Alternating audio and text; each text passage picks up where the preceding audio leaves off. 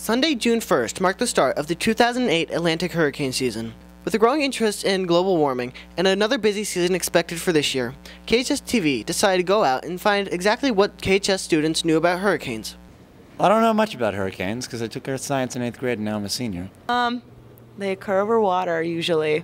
They killed a bunch of people recently. I know that they are really big, they cause a lot of destruction, they have this huge eye that circles in the middle. They're bad. I do know that they're bad. Their weather.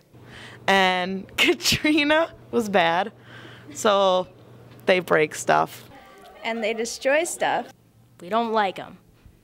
Okay, hurricanes are big and bad, but what about a New York hurricane? If you think that because we're so far north that we're immune to hurricanes, then think again. Since 1850, over 100 storms have passed within 50 miles of New York State. That comes out to one storm impacting the state every year or two. One of the most notable storms that impacted New York State was the Long Island hurricane of 1821.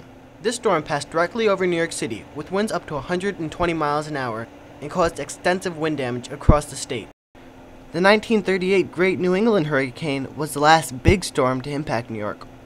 The storm blasted Long Island and the surrounding areas with 120-mile-an-hour winds and swept coastal houses off their foundations. Researchers say that a disaster caused by a hurricane in New York would be third only to a disaster in Miami or New Orleans.